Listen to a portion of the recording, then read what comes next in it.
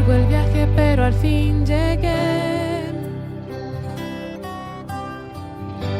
La luz llegó a mis ojos aunque lo dudé. Fueron muchos valles de inseguridad los que crucé. Fueron muchos días de tanto dudar, pero al fin llegué a entender que para esta hora he llegado, para este tiempo nací, en sus propósitos eternos yo me vi. Para esta hora he llegado, aunque me ha costado creer, entre sus planes para hoy me encontré.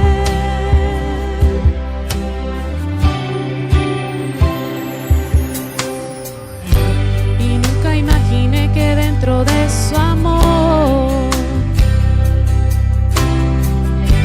y dentro de sus planes me encontrara yo. Fueron muchos días que la timidez me lo impidió. Fueron muchos días de tanto dudar, pero al fin llegué a entender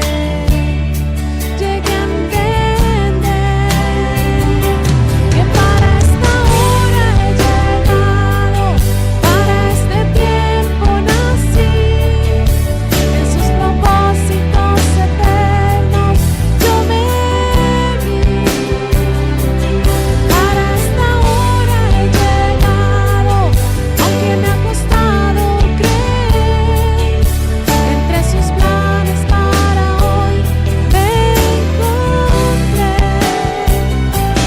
Para esta hora he llegado, para este tiempo nací, en sus propósitos eternos yo me vi.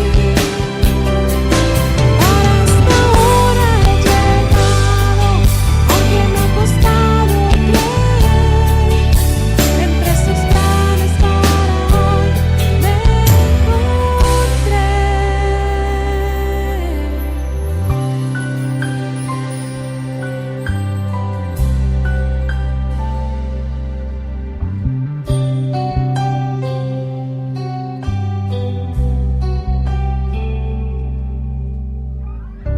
Ha sido largo el viaje, pero al fin llegué.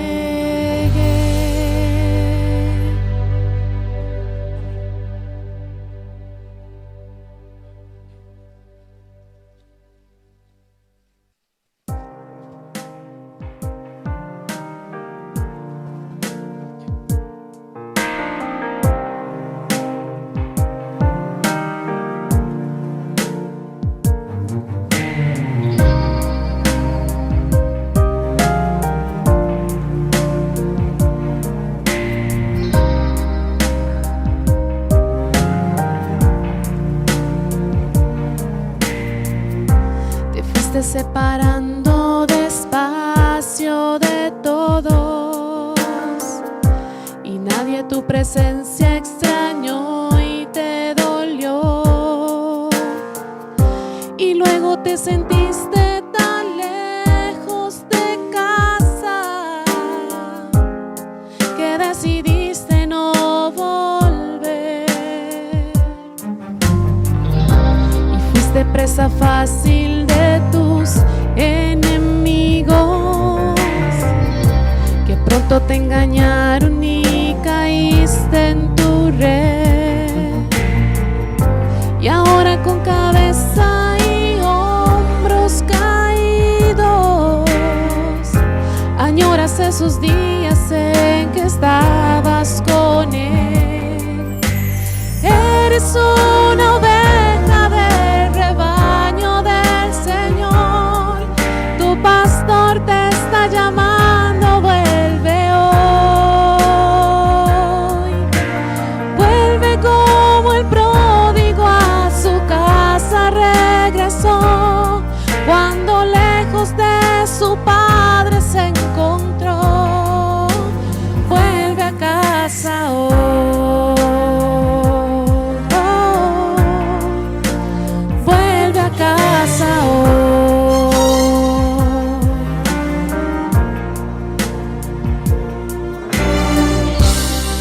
Pasas muchos días luchando en tu mente. No sabes si es posible volver a redimir. Te sientes rechazado por haber pecado y piensas que el perdón ya no puedes recibir.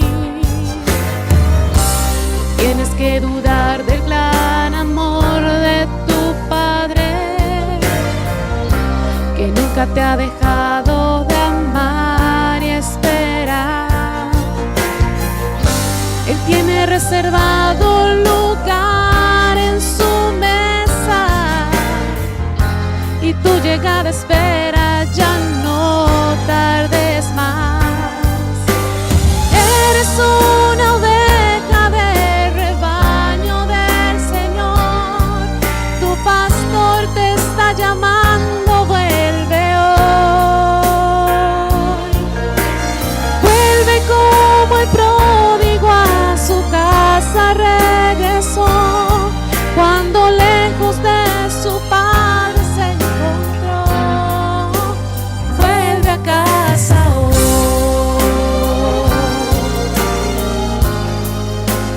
Vuelve a casa hoy.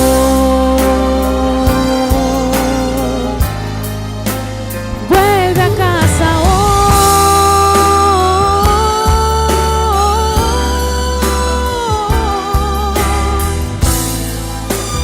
Vuelve a casa hoy. Eres una oveja del rebaño del Señor, tu pastor te está llamando, vuelve hoy. Vuelve como el pródigo a su casa regresó, cuando lejos de su padre se encontró. Vuelve a casa hoy.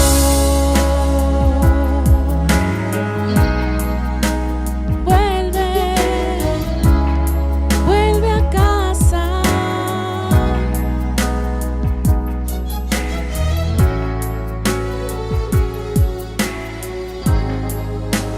Vuelve a casa hoy.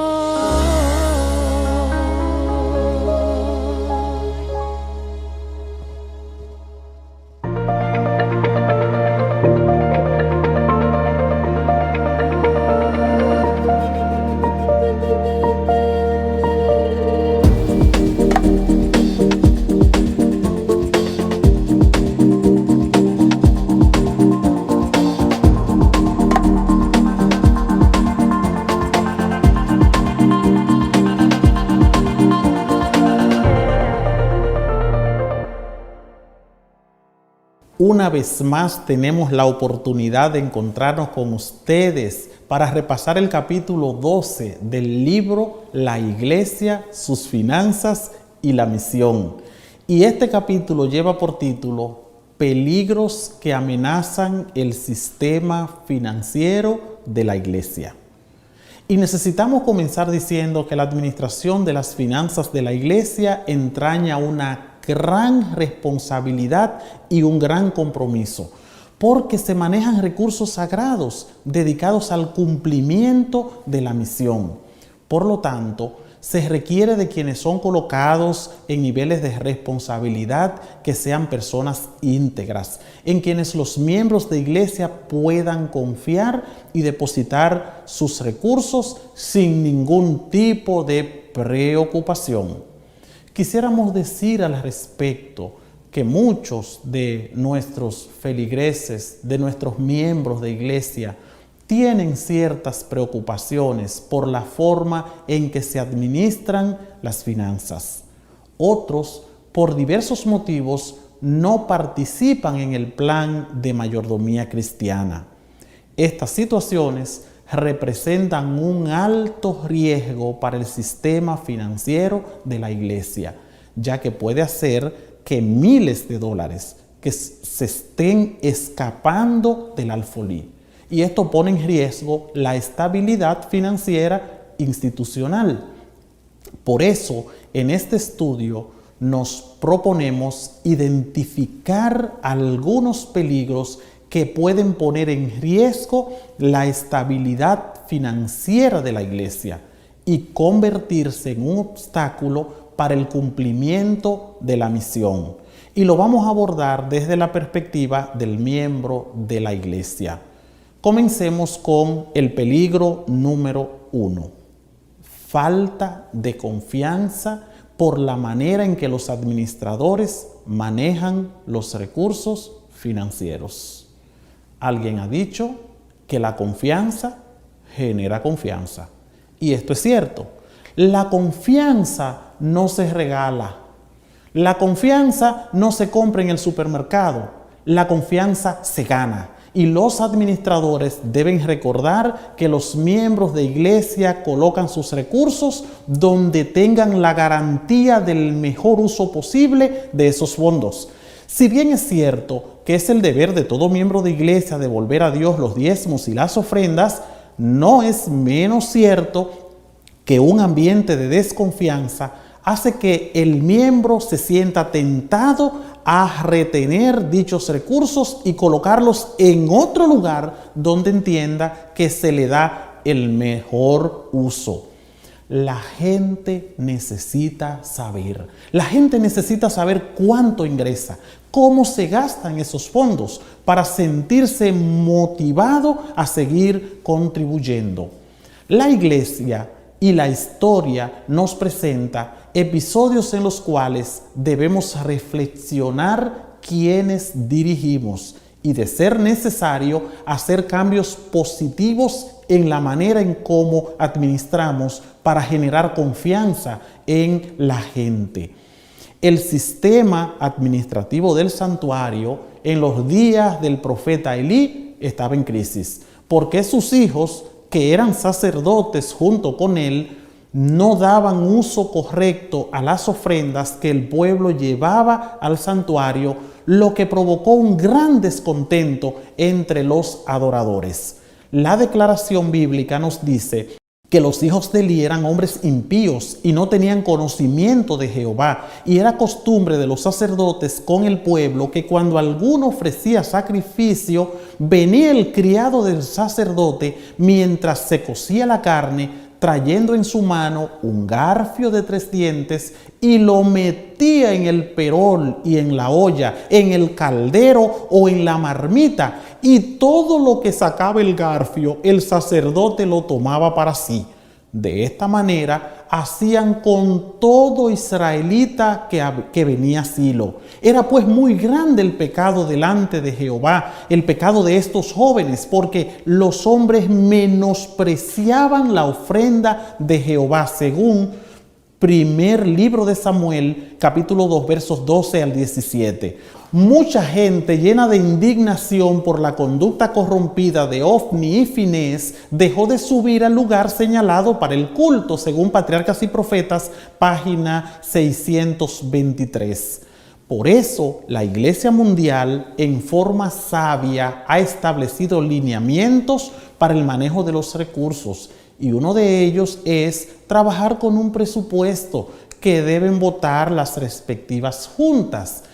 Pero es posible que dirigentes imprudentes hagan caso omiso a las directrices de la organización, y esto sería muy peligroso. Así que vamos al peligro número 2, los ministerios independientes. La estructura organizativa de la iglesia abarca todas las áreas necesarias para el cumplimiento de la misión.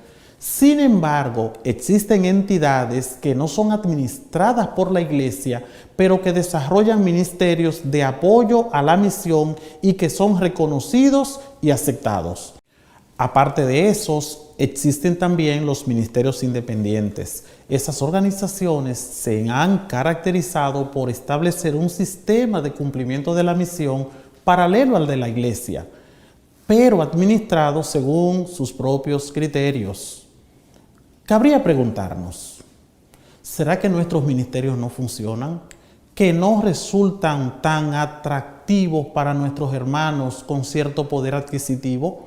¿O será que muchos de nuestros programas se están volviendo tan monótonos que no le llaman la atención a gente que tiene la capacidad para seguir apoyando la obra? Muchos de estos ministerios independientes, para convencer a sus potenciales donantes, argumentan de manera equivocada que la iglesia no está cumpliendo la misión y engañan a muchos, quienes desvían fondos que deben llegar a la tesorería de la iglesia, poniendo en riesgo el cumplimiento de la misión. Algunos argumentan que la iglesia no se maneja bien, con el fin de desviar la atención hacia ellos. Por lo tanto, se recomienda a los dirigentes que las transacciones financieras que hacemos deben ser completamente transparentes y honradas. Los feligreses deben saber cómo se manejan las finanzas de la iglesia, cómo son administradas y que se hace con responsabilidad e integridad para que todo el dinero que debe llegar al cumplimiento de la misión llegue a la iglesia. Vemos el peligro número 3 de inmediato. Alto porcentaje de miembros que no participan en el plan de la dadivosidad sistemática. Uno de los grandes desafíos que enfrenta el liderazgo de la iglesia es trabajar para incrementar el número de donantes en las congregaciones. Consejos sobre mayordomía cristiana, la página 103 y la 104 dice lo siguiente: si los pastores demuestran que no están capacitados para este cargo, si dejan de destacar ante la iglesia la importancia de devolver a Dios lo que le pertenece, están en peligro. Están descuidando un asunto que implica una bendición o una maldición para la iglesia. Deberían ser relevados de su responsabilidad y habría que poner a prueba a otros hombres. Es una cita poderosa. En una encuesta realizada recientemente en una iglesia, se mostró que apenas el 27% de los miembros activos estaban apoyando el financiamiento de la iglesia. El 54% respondió no sentirse satisfecho con la asistencia dada a las necesidades de los miembros. Otro 50% expresó que no estaban cómodos con la forma en que se distribuía el presupuesto de la iglesia. Vayamos al peligro número 4. Altos niveles de endeudamiento de los miembros de iglesia. Lamentablemente, un número importante de los miembros de iglesia están teniendo dificultades con el tema del endeudamiento, sin darse cuenta que están hipotecando todos sus ingresos y no les queda para el sustento de sus familias y mucho menos para aportar para la obra de Dios. Por la razón que sea, esta condición limita la capacidad de tomar decisiones financieras y la posibilidad de ser honrados para con Dios. Y esta tendencia hacia el endeudamiento es muy preocupante, ya que podría en grandes proporciones disminuir el número de donantes activos y los ingresos de la institución. El peligro todavía es aún mayor porque algunos miembros corren el riesgo de abandonar la fe, desmoralizados por sus problemas financieros y la aparente falta de respuesta de parte de Dios de ayudarlo a corregir sus desatinos. Otro problema que se enfrenta con este tema del endeudamiento es que algunos, por guardar las apariencias, estén dando, pero no lo que es debido. Y debemos recordar que no todo el que da es fiel. Por lo tanto, necesitamos instruir a nuestros miembros, ayudarles con la educación financiera para que ellos puedan hacerlo mejor en el manejo de sus finanzas. Vamos al peligro número 5. La falta de instrucción por parte de la iglesia en cuanto al tema de la mayordomía cristiana. Cada día se reciben nuevos creyentes en las filas de la iglesia y se dice que son niños espirituales. Por lo tanto, necesitan ser instruidos. Pero además de eso, tenemos una fuerza juvenil en la iglesia. Tenemos los clubes, tenemos los conquistadores, los guías mayores, los aventureros. ¿Se han preguntado ustedes quién está instruyendo a estos niños, a estos jóvenes en lo que respecta al tema de la mayordomía? Posiblemente pocas personas están dedicándole atención a esas áreas tan importantes de la iglesia. Y probablemente muchos de los programas de mayordomía que estamos llevando a cabo están enfocados única y exclusivamente a los adultos. Por lo tanto, necesitamos atender todas las áreas de la iglesia. Como se ha planteado anteriormente, los líderes necesitan generar confianza en los miembros de la iglesia para que la gente crea en lo que se hace con miras al cumplimiento de alcanzar a los que no conocen de Cristo Jesús. Eso permitirá que los recursos puedan fluir a la tesorería y no vayan a parar a un lugar equivocado. Que el Señor nos ayude a todos, miembros de iglesia, dirigentes de iglesia, a ser fieles mayordomos y no ser un obstáculo para el cumplimiento de la misión que el Señor nos ha encomendado. Un gusto, un placer, un honor estar con ustedes en este estudio y esperamos que el Señor nos ayude a ser mayordomos fieles.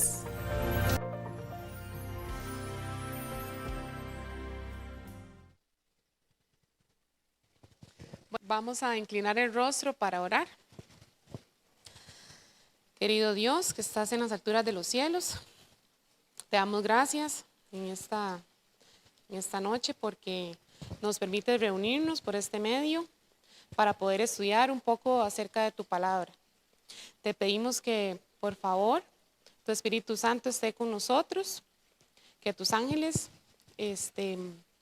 nos ayuden a llevar el mensaje que el pastor ha preparado en esta noche para cada uno de los hermanos y que tu presencia esté con nosotros y bendigas el programa que tenemos preparado. En el nombre de Cristo Jesús te lo pedimos. Amén. Saludos, apreciados amigos y hermanos que nos escuchan y nos ven desde el lindo país de Venezuela, especialmente aquellos de la Unión Venezolana Oriental y específicamente la Asociación Venezolana Centro Oriental. Queremos extenderle a cada uno de ustedes una cordial bienvenida y específicamente en esta oportunidad queremos saludar a las iglesias de Villa del Este y José Félix. Que el Señor bendiga a cada uno de ustedes. Y recuerden, levántate y resplandece.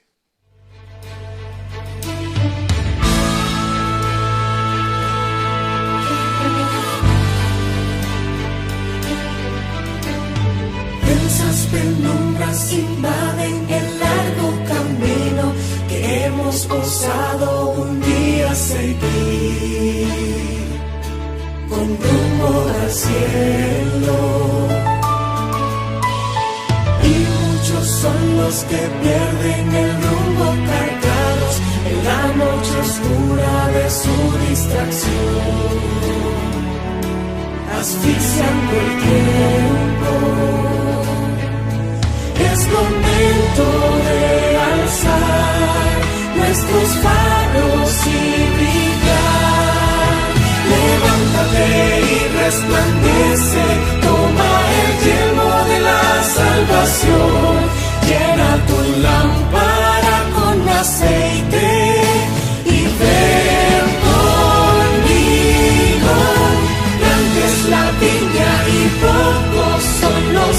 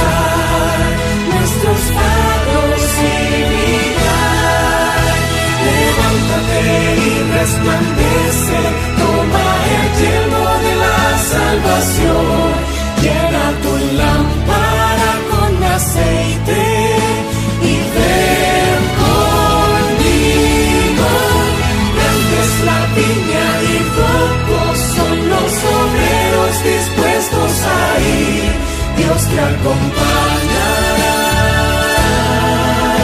Levántate y resplandece, toma el yelmo de la salvación, llena tu lámpara con aceite y ven conmigo.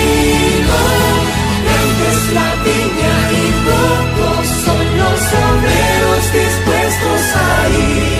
Dios te acompañará, te sostendrá. Dios te acompañará, te sostendrá.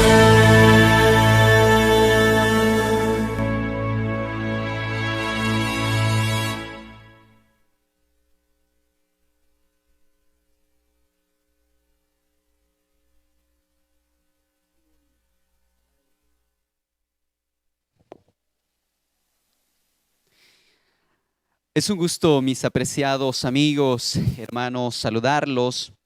Qué bendición es en esta ocasión volver a encontrarnos por este mismo lugar y de esa manera poder hoy también abrir las Sagradas Escrituras. Un saludo cordial a cada uno de ustedes que nos ha acompañado durante todos estos días y a esta misma hora. Es por eso que en este momento, para poder escudriñar las Sagradas Escrituras, queremos invitarlos a que nos acompañen en esta oración. Eterno Dios, alabado y glorificado sea tu nombre. Te damos gracias por la linda oportunidad que nos permites de abrir las Sagradas Escrituras. Habla a tu pueblo a través de tu palabra y permite que podamos abrir, oh Dios, también nuestro corazón y no solamente escuchar tu palabra, sino actuar. En el nombre de Jesús, amén y amén. ¿Alguna vez usted se ha imaginado quién era Jesús y cómo era Jesús cuando estaba hace 2000 y pico de años en esta tierra? ¿Alguna vez usted se ha puesto a pensar cómo era esa relación de Jesús con las personas de aquel tiempo? A veces nosotros nos imaginamos a Jesús un diferente, un Dios lejano. Nos imaginamos a Jesús a veces allá en las nubes a larga distancia donde nosotros no tenemos ni siquiera una breve esperanza de tenerlo aquí cerca con nosotros. A veces nos imaginamos a Jesús como un Jesús serio, a Dios como un Dios serio que está pendiente de lo que hacemos, como con un látigo en su mano. Pero ¿quién era realmente Jesús? Saben, apreciados, la palabra de Dios describe a Jesús como un personaje amigable, amoroso, que tenía las necesidades de las personas sin importar su condición, sin importar su estatus en ese tiempo. Y también nosotros vemos a un Jesús muy amigable, a un Jesús que se interesaba en las cosas grandes y en las cosas más pequeñas del ser humano. Es por eso que quiero llevarlos a uno de los episodios y a uno de los milagros trascendentales que marcan el ministerio de Jesús en las Sagradas Escrituras. Para ello, permítanme llevarlos al libro de Juan, capítulo 11 y verso 1. La palabra de Dios dice de la siguiente manera: estaba enfermo uno llamado Lázaro en Betania. Enviaron pues las hermanas a decir a Jesús: Señor, el que amas está enfermo. Me llama tanto la atención porque aquí encontramos en la palabra de Dios también esa manera en la que Jesús transmitía su afecto, en la que los seres humanos de ese tiempo podían sentir la presencia, la misericordia y el amor de Jesús. Jesús, al que quieres, al que amas, al que le estimas, está enfermo. Aquellas dos hermanas eran María y Marta. La palabra de Dios dice en el verso 4, Jesús al oírlo dijo: esta enfermedad no es para muerte, sino para la gloria de Dios, para que el Hijo de Dios sea glorificado por ella. Es muy probable que los mensajeros que llegaron a Marta y María hasta cierto punto creó una especie de esperanza para que el hermano de ellas no muriera literalmente. Pero es que aquí también había un mensaje y había una promesa para él, para sus hermanas, pero no solamente para él y sus hermanas, sino que había una promesa trascendental para los de esa época y ahora es una promesa trascendental para nosotros en el tiempo en que vivimos. ¿Cómo es posible? Jesús le dice, miren, esa enfermedad no es para muerte. Pero es que nosotros nos damos cuenta que a lo largo de las Escrituras sucede que algo pasa en Lázaro.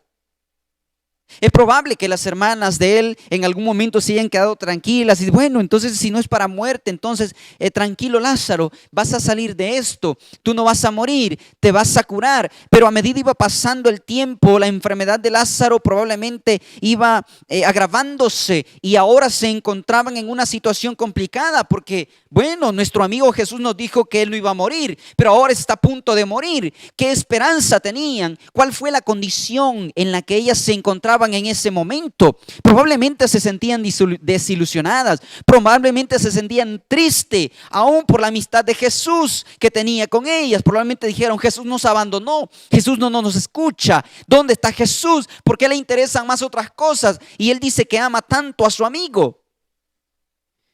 Cuando nosotros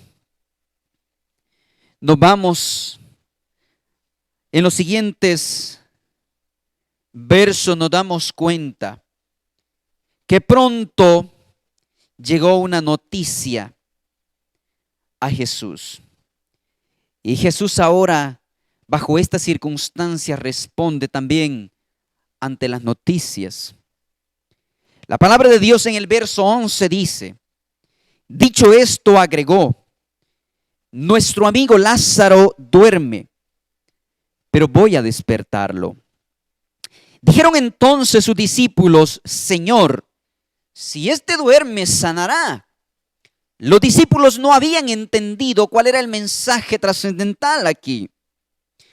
El verso 13 dice, Jesús decía esto de la muerte de Lázaro, pero ellos pensaron que hablaba de reposar del sueño. Ellos pensaban de que Jesús lo que estaba diciendo era, bueno, él en este momento está descansando, pero ellos no se imaginaban que Lázaro realmente había muerto.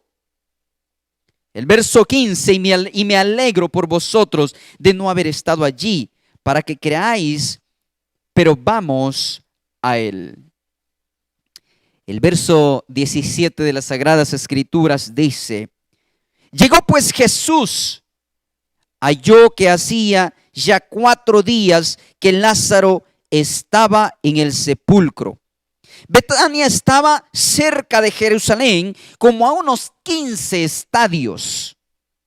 Bueno, Betania era una aldea en la ladera este del Monte de los Olivos. Y estaba a unos 15 estadios, dice la palabra de Dios. Podríamos decir que probablemente estaba a unos 3 kilómetros de distancia. Y aquí me llama tanto la atención porque la Biblia dice que Jesús halló que ya hacía 4 días que Lázaro estaba en el sepulcro. La tradición judía decía que durante los 3 días después de que esta persona había muerto, o digamos que muere en este momento, pasa 1 día, 2 días, 3 días, era muy probable de que la persona que había muerto resucitara en ese lapso de 3 días. Era una tradición judía. Era algo que creían tan arraigadamente. Cuando una persona descansaba, ellos estaban pendientes del lugar donde lo habían depositado, pendientes si había algún signo de vida, si respiraba, si su corazón comenzaba a latir. Pero ahora nos encontramos que dice que Jesús llegó y halló que ya hacía 4 días que Lázaro estaba en el sepulcro. Probablemente cuando ya no encontraron una esperanza en que Él volviera a resucitar por sí mismo, lo llevaron al sepulcro. Pero quiero decirles que aquí Dios tiene un propósito. En la demora Dios tiene un propósito y Él prepara el escenario para un milagro indisputable que sobrepasa la creencia humana. Es que así es Dios. Dios traspasa el conocimiento humano. Dios hace que lo imposible se vuelva posible. Dios es un Dios que entiende a perfección la naturaleza humana y sabe que nosotros somos seres limitados. Pero la palabra de Dios entonces aquí presenta algo muy importante. Si así decía la tradición, entonces ahora Jesús estaría por encima de cualquier criterio humano. La palabra de Dios sigue diciendo en el verso 21, Marta dijo a Jesús, Señor, si hubieras estado aquí, mi hermano no habría muerto. Pero también sé ahora que todo lo que pidas a Dios, Dios te lo dará. Y Jesús le dijo, Marta, Él resucitará. Tu hermano resucitará. Marta le dijo, yo sé que resucitará en la resurrección, en el día final. Jesús le dijo, yo soy la resurrección y la vida. El que cree en mí, aunque esté muerto, vivirá. Y todo aquel que vive y cree en mí, no morirá eternamente. ¿Crees esto? Le dijo, sí, Señor, respondió ella. Yo he creído que tú eres el Cristo, el Hijo de Dios, que ha venido a este mundo. Estas palabras son tan poderosas.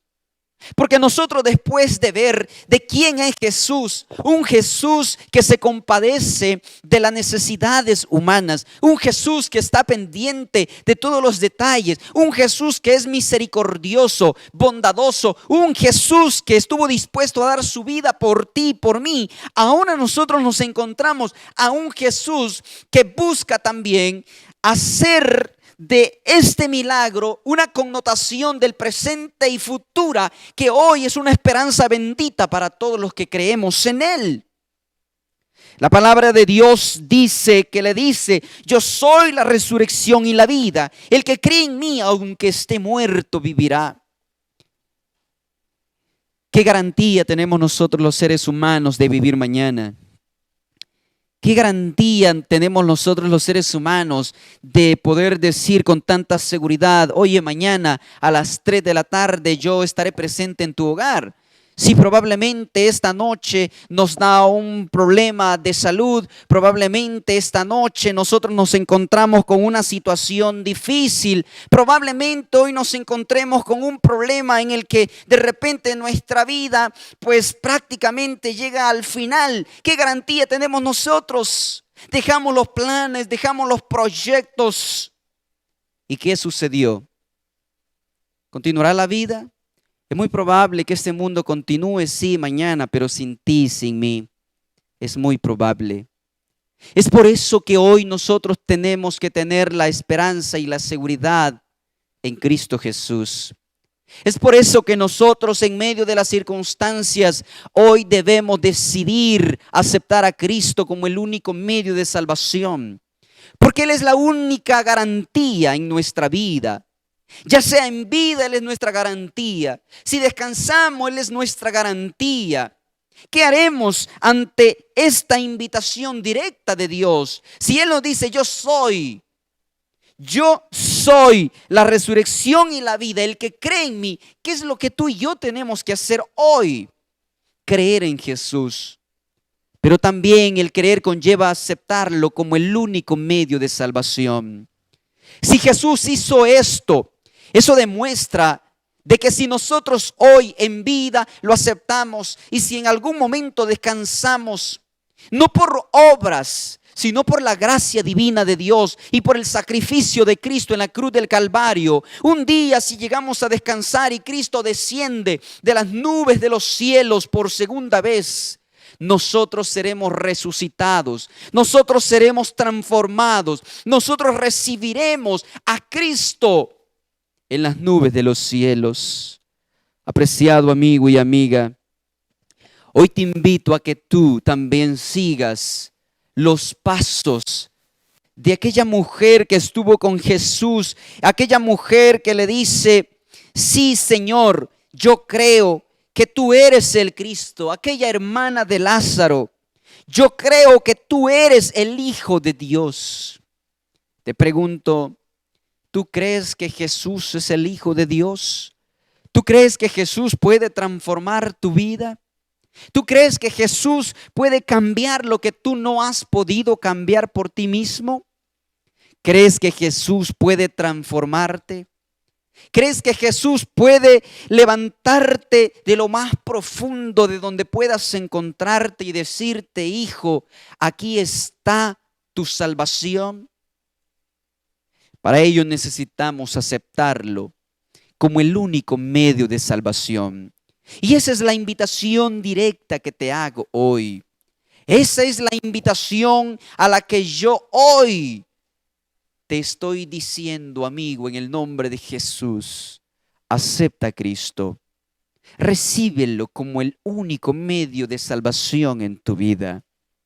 No sé dónde estás, probablemente vas en tu automóvil, estás en tu casa, estás en tu trabajo. No sé si por algún accidente ahí que de repente estabas buscando algo en las redes sociales y te encontraste esta página. No sé si alguien te envió este video, pero déjame decirte que de cualquier manera que sea, Dios te está haciendo un llamado. Dios te está haciendo una invitación. Ven a Cristo. No dejes pasar la oportunidad que tú tienes hoy para mañana. Llama a alguien que conozcas en la fe y dile: amigo, amiga, familiar, yo quiero entregarme a Dios. ¿Qué tengo que hacer? Estoy seguro que te ayudarán a poder tener ese encuentro personal con Cristo Jesús. Pero no desperdicies el hoy. Tú puedes decir mañana: es que hoy no estoy preparado. Pero como dijimos hace un momento, ¿quién te garantiza que mañana estarás con vida? Ven a Cristo Jesús. La oportunidad de la salvación es hoy. Oremos. Alabado Dios, gracias te damos por hablarnos a través de las Sagradas Escrituras. Hoy encontramos, oh Dios, en tu palabra, que tú eres el Dios de lo imposible. Porque tú, oh Dios, por sobre las creencias judías de ese tiempo, tu Hijo Jesucristo resucitó a Lázaro, algo que era imposible ver en ese momento. Pero Padre Celestial, tú eres un Dios de lo imposible. Y hoy estamos aquí, oh Dios, para decirte, oh Dios eterno, creemos en ti. Pero si de verdad creemos en ti, hoy abrimos la puerta de nuestro corazón para aceptarte como el único medio de salvación. Toma a tu hijo, a tu hija en tus manos, que probablemente después de este programa estará contactando a los amigos en la fe. Por favor, oh Dios, también toca a los hermanos, a los que han enviado, oh Dios, esta información para poder ver y escuchar, oh Dios, tu palabra, para que ellos también llamen a sus amigos, para que los alienten y les ayuden y les animen a tomar esta decisión por Cristo Jesús.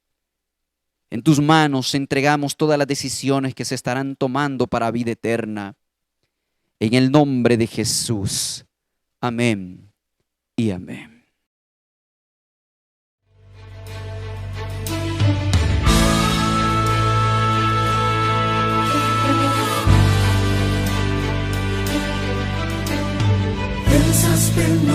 nos invaden el largo camino que hemos osado un día seguir, con rumbo al cielo.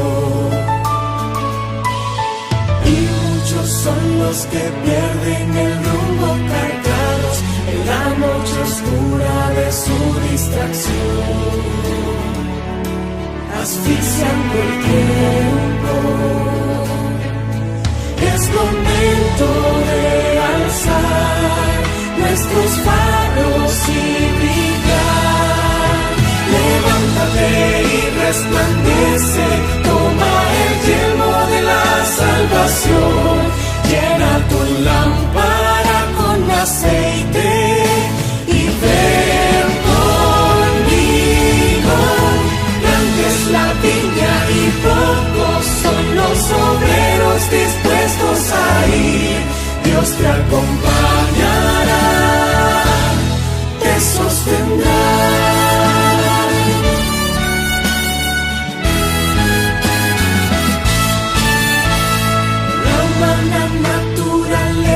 Nos hace tan frágil y a veces el miedo nos quiere tomar.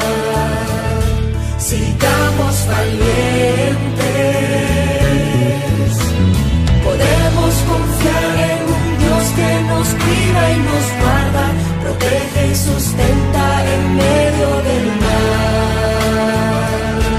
Nos da de su gracia. Es momento de alzar nuestros faros y brillar.